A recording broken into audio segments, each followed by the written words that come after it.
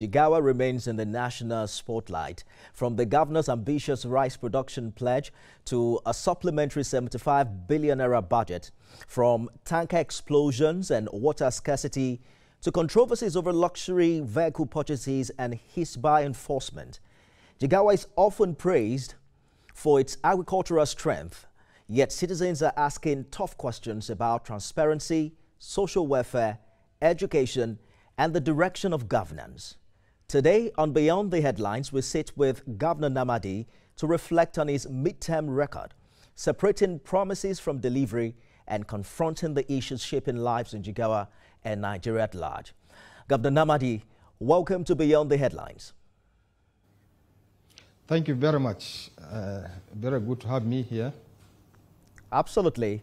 We're glad to host you as well. You've clocked over 2 years in office now. If you were to be judged strictly by results, what would you point to as the most visible impact of your leadership so far? And where do you admit you've fallen short? Well, 2 years from now backward, I think is a journey of progress and also a lot of issues that has to be contended with. In fact, we have taken, when we came in with a 12-point agenda, and this 12-point agenda deals with almost every sector that has to do with the development and progress of Jigawa State. And the 12-point agenda, the major stake is creating a greater Jigawa. And that is the journey we have embarked for the last 2 years. Looking back 2 years, I think we have every reason to thank God for what we have achieved in Jigawa State, both in the areas of economic activities, in the areas of human capital development, in the areas of infrastructure, and so many other things. If we can go, like if we take economic activities, agriculture is the mainstay of the Jigawa State economy. And so far, so good. Alhamdulillah, we have done so much in agriculture. The issue we have started with in agriculture, we try as much as possible to have an agricultural policy that will guide the operation of the government. And that agricultural policy we have been following consistently to ensure that we have achieved what we want to achieve. So far, so good. We have tried as much as possible to see how we can supply input to the farmers. And this we have done, and not only supplying the input, but also ensuring that this input reach to the targeted population, which is up from the state up to the polling unit level. This we have done in the first attempt intervention we have done, and we have seen that that has helped to improve productivity. Yeah. Now we have to go ahead again and see how we can expand irrigation facilities to introduce irrigation, because Jigawa State is a flood-prone state where every year in, year out there's, but we thank God for the last 2 years, I think we have we are able to get control over it with by the grace of God. So, so we feel that we need to introduce irrigation, and then we, especially in the upland areas, we try as much as possible to bring in industrial borehole that will help us drive irrigation, and that has really helped to also bring in more land into productions. Again, we feel that okay, irrigation. 70% of farming now goes to, is from irrigation. That is from dry season farming. So we try as much as possible also to see how we can expand. We have about 10 dams that are moribund in Jigawa State. We try as much as possible to see how we can improve those 10 dams. And by improving those 10 dams, about 4,500 hectares will be brought into production. And that is a very good achievement again. Now also we try as much as possible the Hadeja Valley, where we have about 28,000 hectares. The last administration of Muhammad Buhari has helped us to do 6,000 hectares for us, and the present administration also promised to do another 6,000 hectares for us. Also, we in collaboration with the Nigeria Agricultural Development Fund, now they have given a feasibility studies for another 6,000 hectares. That feasibility study will be able to invite private sector to come in. So with this, we will be able to bring in more land into production and expand the production in agriculture. Again, allow me to jump in. Yep. I just wanted you to highlight the most important, because if you keep going, you're probably going to exhaust all the time, because I believe that you must have done quite a lot in the past 2 years.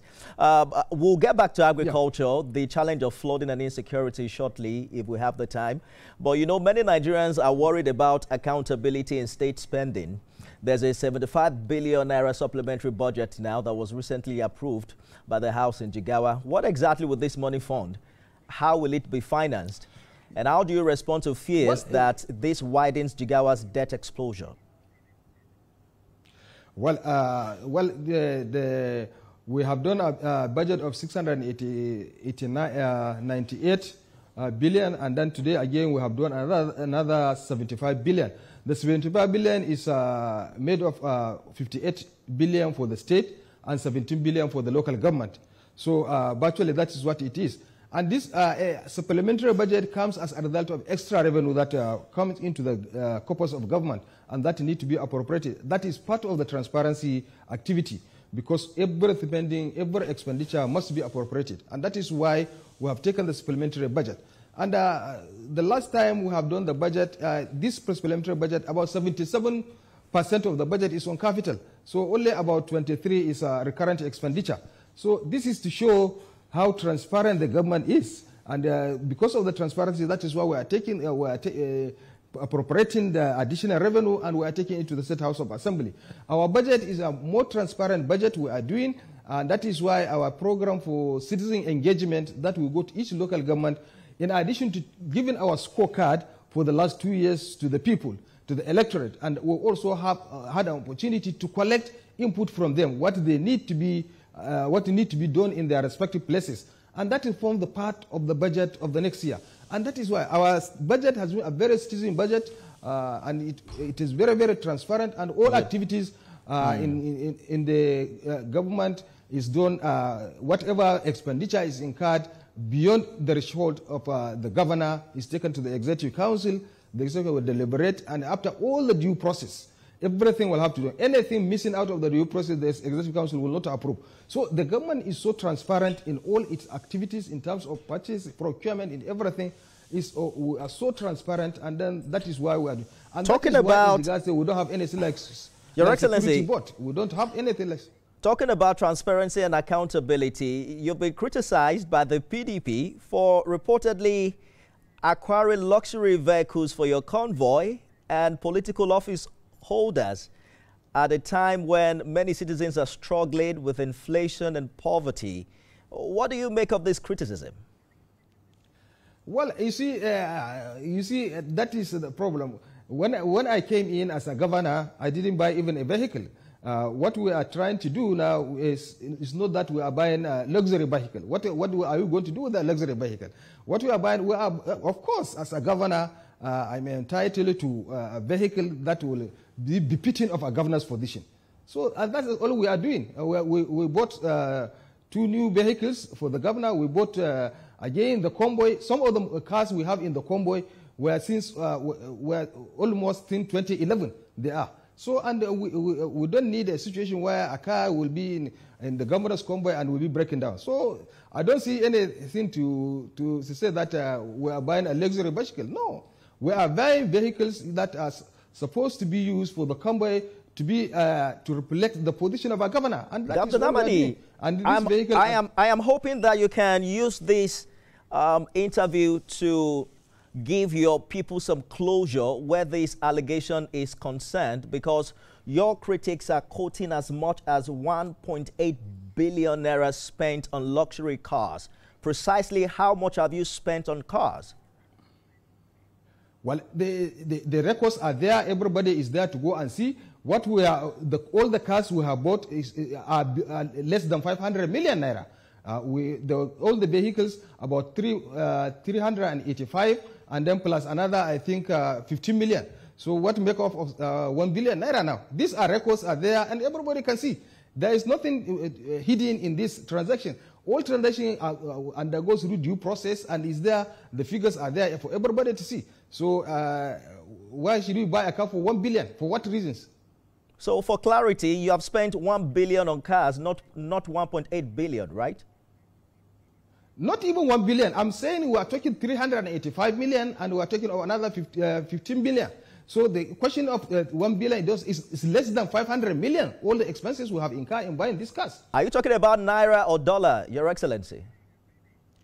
Naira. Okay, less than 500 million naira on cars. Let's move on from that. Jigawa is seen as Nigeria's food basket. You've boldly pledged that the state will produce 50% of Nigeria's rice needs by 2030. Even though we are seeing issues of land use, you talked about irrigation earlier, there is the issue of flooding, insecurity challenges. Many are concerned whether this is realistic or just political rhetoric. A particular local government is reporting heavy rains, which has now destroyed about 995 rice farms across 16 villages in a single ward this season. And farmers are saying this is a nearly annual disaster. What exact flood mitigation infrastructure has your administration built or is building to make sure these losses are not repeated every year? Yeah, you see, alhamdulillah, like I said, you see, Jigawa has been exposed, has been flooded year in, year out. But for the last 2 years, I think we thank God the flooding we have had in Jigawa was quite minimal. And I think that has to do, one, the grace of God, and also the other thing, we have embarked in serious mitigation measures. First of all, we are dredging our river right from Dabi down to Wakachal in Yobe local government, and that has allowed the flow of the river, and also we are removing the taifa grass along the river canal, which allow also the smooth flow of the water. And we have also constructed embankment for almost about 180 kilometers. And again, what we are doing at the same time, we are trying as much as possible to create awareness for people to ensure that they have cleared the waterways, to ensure smooth, and that has really paid off. For the last 2 years, I think we don't have any serious flood in Jigawa State, and the farming activity is going on very well. And the issue of 50% of the Nigeria rice requirement, of course, is a realistic issue. It's not something that is historic. When we came in 2024, we have moved the production of rice from 70 to 80,000 hectares to over 200,000 hectares. As this year, we are doing 315,000 hectares. And if you go by this, 4 tons per hectare, it means this year we are going to do 1.2 million tons of rice. And again, by the time we bring in more land into production, by the time we expand our irrigation facilities, with the mechanization now we have introduced about 300 tractors, 60 combined harvesters, and all other implements are available to us. And also with the establishment of Agricultural Transformation Agency in the state, that will drive agricultural transformation. With all this put together, and also just Monday, we have signed an MOU with an Indian private company for seed multiplication in Jigawa State. Right. And what part of the agreement we have done is that this agreement will double our yield for farmers. So what we are saying, we are doing 4 tons per hectare today. Tomorrow, if this year even we have an average of 7 tons per hectare, and then we have improved to 500,000 hectares, then achieving 4 million tons is just realistic. I hear you, Mr. Governor. You know, they say more than 500 houses in Mala Madori local government area are now under threat of collapse due to overflow from the Tumbulate Pond, and that it's weakening homes from stagnant water. We'd like to find out what the immediate relief is that government is offering to these families, and if there are also long-term solutions. But that will be right after this break. Stay with us, everyone.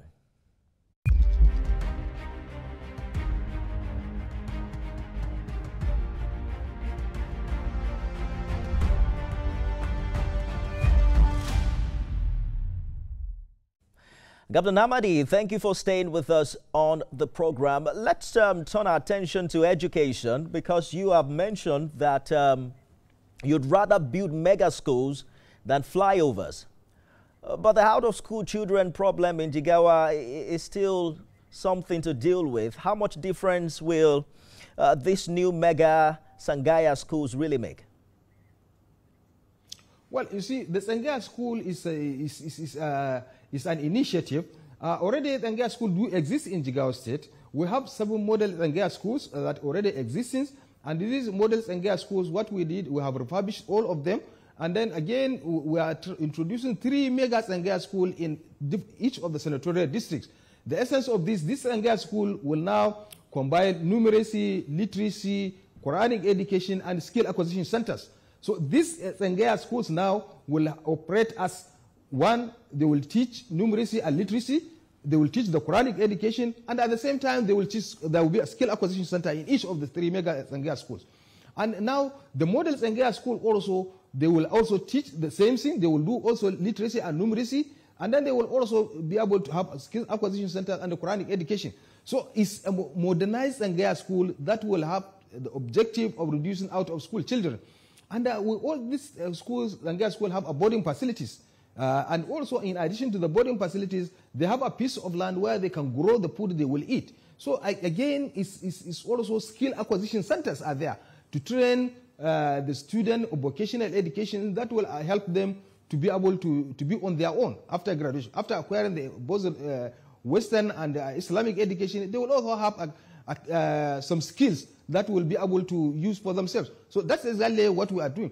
And by this will drastically reduce the number of out-of-school children. The Sangaya schools have historically focused on Islamic learning at the expense of modern skills. I'm happy that you're saying beyond Islamic studies that there will be skill acquisitions needed. But quickly, touch on the quality of teachers, because there are concerns about teacher motivation being at its weakest nationwide. What's your administration doing differently to ensure that Jigawa students aren't just sitting in new classrooms, but actually receiving quality skill-based education? Well, you see, in terms of quality of teachers, I think in Jigawa State, first of all, when we came in, at least we employed almost close to 8,000 teachers at the education sector level. And this almost 8,000 teachers are people that have gone rigorous screening, and then they were employed on that basis. And again, that has helped to reduce the teacher-pupils ratio in our education system. And also, because of the quality, we have now, at the secondary school level, we have introduced what we call J-Compete. That means creating opportunity, proficiency, proficiency, excellence, and technological empowerment. This is a flagship initiative, digital initiative that aims to ensure that our teachers are trained regularly on digital learning, and also it also helps. This also helps to, that all our secondary schools as today are connected with the internet facilities, so that at least the all assessment and enrollment and also attendance are being monitored directly by the educational administrators. So this has helped to improve the quality of teaching and learning in our schools. Right. And this is, again, when you come to motivation, I think just last Thursday, we have done what we call the Best Teacher Award in Jigawa State. The Best Teacher Award is to encourage teachers who have performed according to the specifications, according to the rules, they are rewarded. Those, and because we have introduced what we call the reward and punishment system, stick and carrot approach, those teachers that have excelled, we have all rewarded them, and then they were happy. That has helped to encourage others to do the same. So in terms of motivation, in terms of quality, I think we have achieved a substantial progress, and these facts are there for people to see. Well, there are conversations online. I want us to touch briefly on infrastructure. There are multiple reports and on-site observations that the Shuwarin Wuma Abaya Chamo Isari Road awarded several years ago and reportedly finished does actually have some visible defects and appears abandoned despite funds being released. Clarify for us. Has this project ever been certified 100% complete by your administration? Certainly, it has not been certified 100% complete. But the progress that has been reported is not as much as what is on ground. But it has not been certified completely complete. What is causing the delays and the defects? No, the delay and the defect is just the problem of the contractor, actually. And because the contractor has no single certificate pending with the Jigawa State government. So we were there, I was there, I saw the contractor. After I've been there, I invited both the contractor and the consultant. And we have made the contractor to sign an undertaking. By the end of November, he will hand over that road to the Jigawa State. And I think the progress of the work now in the site, I think, is impressive. So that is what happens. Let's address the big elephant in the room, Governor Namadi, Hisbah, because your critics are saying that the destruction of 5.8 million naira worth of alcohol is raising concerns about religious policies in the state, right? In a multi-faith state. How do you assure non-Muslims or even Muslims with different practices that their constitutional rights will not be violated under this new law? Well, the Hisbah is an organization, the creation of the Jigawa State Executive Council, and is there to deal with infringement, that it is there to deal with the issues that are not in accordance with the laws and regulation of the land. And what we are saying, the Hisbah law, as it is today, as signed, it has nothing to do with anybody's infringing on somebody's right, because this law has been reviewed. All the expert and legal advisors are received, and all those stakeholders involved. There was a public hearing for the law that involves everybody was there, and everybody was given opportunity to look at the items of the law which infringe on his right or her right to comment. And that has not been there. So the Hisbah is just an organization that is the creation of the Jigawa State Executive Council to deal with issues that are not within the compartment of our culture and religious but help me understand it clearly, Governor Namadi. It has nothing. Are you saying that nobody in Jigawa can consume alcohol irrespective of their religious or cultural beliefs? No. What we are saying, the law, I think the law did not even say, okay, if the law said, yes, consuming of alcohol is prohibited, but that does not mean that you as citizens, if you want to consume alcohol, well, the law is there. But what we are saying, we all know this is not something that we need to deceive ourselves.